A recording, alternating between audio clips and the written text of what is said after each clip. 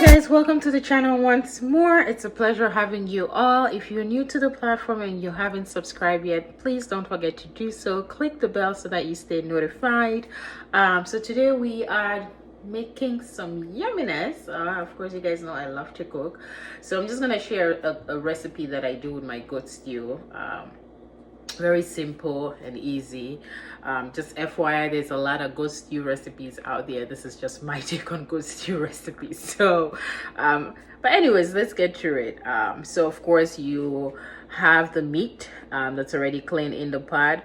I added fresh habaneros in there, fresh cut onions, fresh cut garlic, and then I'm gonna add the seasoning. So I like to cook my meat with the onions as well. Of course, you want to season your meat. So this is just the first phase of the stew. Of course, you want to cook the meat whereby it's really nice and tender, but I also want flavor. I like flavor in my meat when I cook it, so I like to season it really well. The little cubes you're seeing in there, those are Maggie cubes. And just add onions. Onions really give it a flavor. You can use red onions, white onions, whichever taste preference you prefer is absolutely fine. Just gonna add some water to this.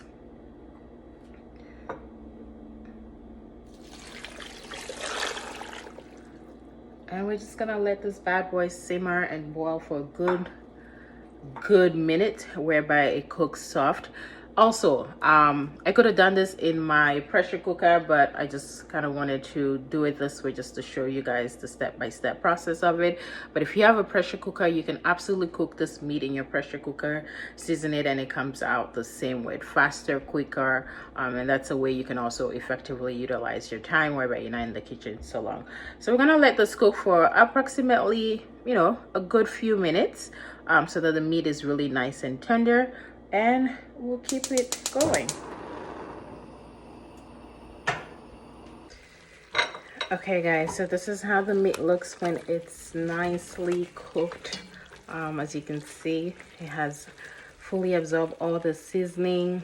The flavor is there. So we're just gonna turn this out and then get started with the stew. Okay guys, so I have some olive oil added to the pot that has been warming up for a little while. So now we're just going to add in the other ingredients to make this stew. So first we're going to start with the onions, some fresh cut onions.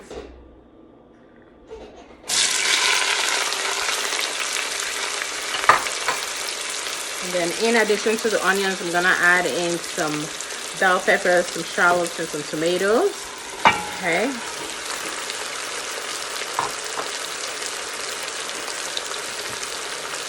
Okay, so we're just gonna add a little bit more seasoning to this, just a sprinkle of everything that I used earlier. Once again, all the description of the seasoning will be in the details, so don't overwhelm yourself trying to figure it out. I'm just gonna let this simmer for a little while until it fully sautés and cooks down.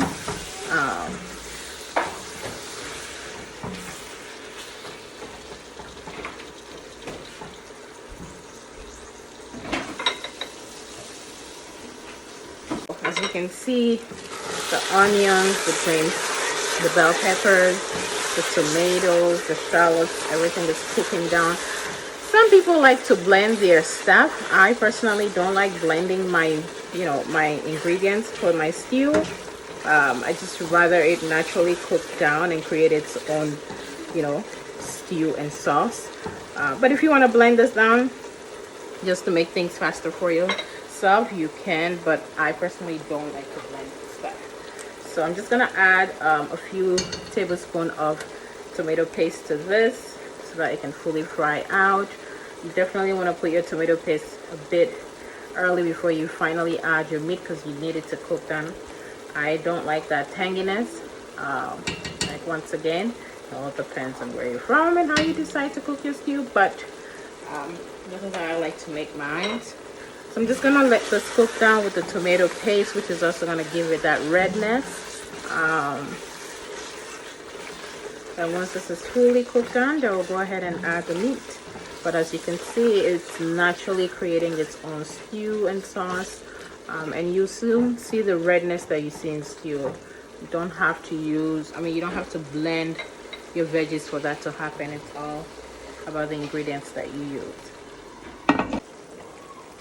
Alright guys, so as you can see, it's nice and red. The ingredients have nicely cooked down.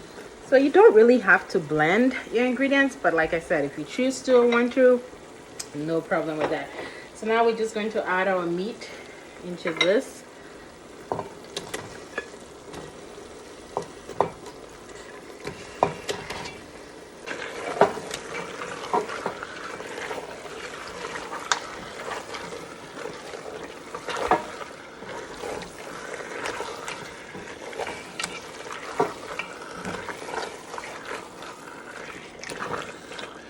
Our stew is all done, nice and thick.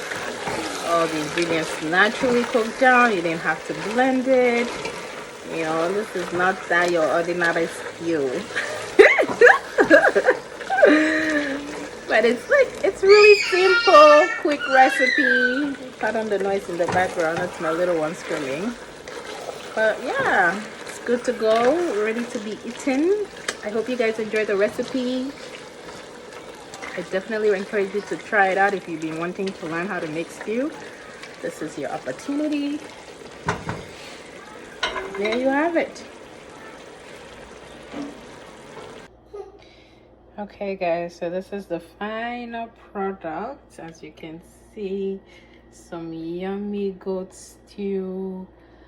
All the ingredients naturally cooked down. You didn't have to blend it or anything, you know. But at the end of the day, if you're pressed for time and you feel like you have to blend it, no problem at all. But this is simple goat stew recipe. You can eat this with white rice and some plantain on the side of it. But there you have it. So let me know how you guys like the recipe and how you enjoyed it.